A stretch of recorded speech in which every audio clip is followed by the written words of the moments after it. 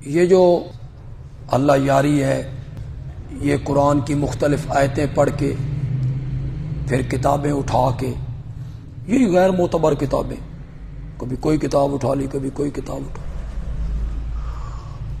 لا ترفعوا اصواتکم فوق صوت النبی، یہ کس کے بارے میں آئی ہے جی؟ ابو بکر و عمر کے بارے میں۔ کس نے لکھا ہے جی؟ فلاں کتاب نے لکھا ہے۔ تو فلاں کتاب ہم پر کیسے حجت بن جاتی؟ کسی کتاب میں کسی عام عالم نے لکھ دیا، پتہ نہیں اس نے لکھا یا باغیوں نے لکھا۔ آپ حوامیم میں ایک پوری حامیم پڑھیں گے یا پڑھ لی ہوگی آپ نے کہ ہمیں پہلی کتابوں میں لکھا ہوا ملتا ہے غیر اللہ کی پکار۔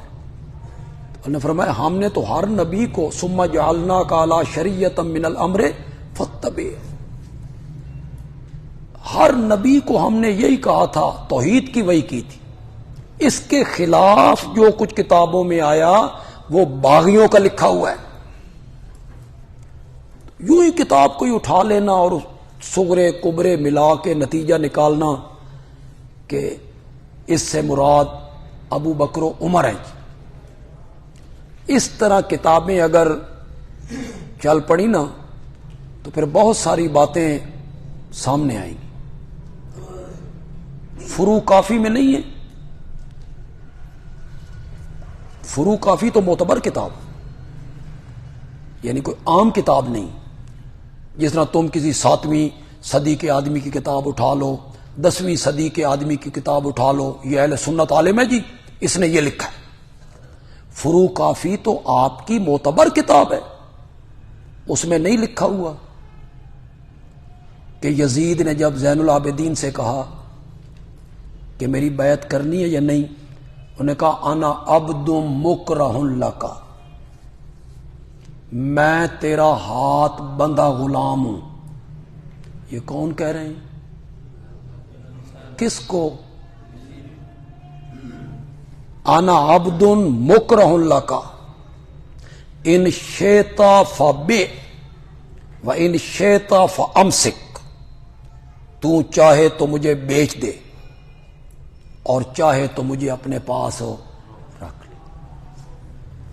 یہ فروع کافی کی روایت ہے، اس کا آپ کیسے انکار کریں گے؟ زین العابدین کے الفاظ یزید کے متعلق انا عبد مکرہ لک، میں تیرا ہاتھ بندھا غلام۔ تو اس طرح کی باتیں تو پھر کتابیں آپ دیکھنے لگ گئے تو پھر بہت ساری باتیں آ جائیں گی۔ کھینچا تانی سے ثابت کرنا کہ لا ترفعوا اصواتکم فوق صوت النبی، یہ ابو بکر و عمر کے بارے میں کس نے لکھا ہے جی؟ فلاں بندے نے لکھا ہے۔ ہم کہتے ہیں ابو بکر و عمر منافق نہیں ہو سکتے، کافر بھی نہیں ہو سکتے، اس کی کوئی مضبوط دلیل کی بھی ضرورت نہیں۔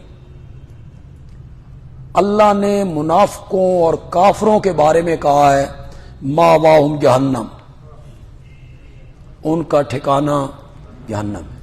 ابو بکر و عمر تو اس وقت بھی جنت میں ہیں۔ آپ نے نہیں کہا ما بین بیتی و منبری روضۃ من ریاض الجنہ؟ اس سے بہترین، مبارک، محترم، مکرم، خوبصورت اور کون سی جگہ ہو سکتی ہے جہاں نبی اکرم صلی اللہ علیہ وسلم مدفون ہے؟ ہم جالیوں کے باہر کھڑے ہو کر اپنی قسمت پہ رشک کر رہے ہوتے ہیں کہ ہم یہاں پہنچ گئے، اللہ ہمیں یہاں لے آیا، حالانکہ ہم قبر منور سے کتنے دور کھڑے ہوتے، قبر منور ہمیں نظر بھی نہیں آ رہی، اس کے باوجود ہم اپنی قسمت پہ ناز کرتے ہیں اور ان پر ہم تبرہ کرتے ہیں جو میرے نبی کے ساتھ سوئے ہوئے۔